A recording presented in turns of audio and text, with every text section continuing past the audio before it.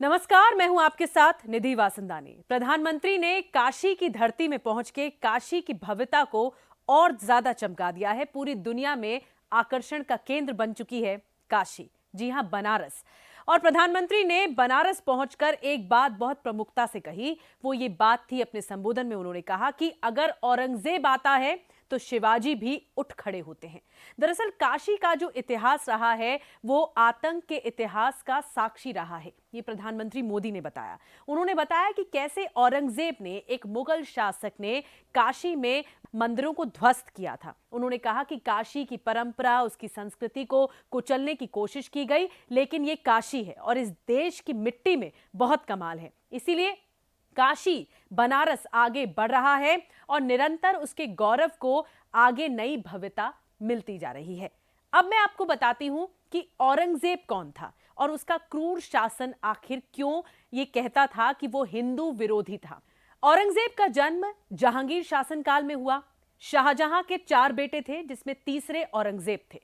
औरंगजेब को मंदिरों से बहुत दिक्कत थी और इसी वजह से जो कई फैसले लिए गए औरंगजेब के जरिए, इस मुगल शासक के जरिए, छठे मुगल शासक थे, और इसके जरिए जो फैसले लिए गए वो कई हिंदू विरोधी फैसले लिए गए, जिसमें कई मंदिरों को ध्वस्त किया गया। और प्रमुखता से अगर मैं बात करूं तो काशी विश्वनाथ का मंदिर, बनारस का काशी विश्वनाथ का मंदिर, और साथ में मथुरा का एक मंदिर था जिसे ध्वस्त किया गया था। ये बात 1669 की है, जब औरंगजेब के मुगल सेना ने इन मंदिरों पर हमला किया, इन्हें ध्वस्त किया, और उसके बाद जो बनारस का काशी विश्वनाथ मंदिर है, जो काशी विश्वनाथ धाम, जिसका लोकार्पण आज प्रधानमंत्री नरेंद्र मोदी ने किया, उस मंदिर को ध्वस्त किया गया औरंगजेब के जरिए।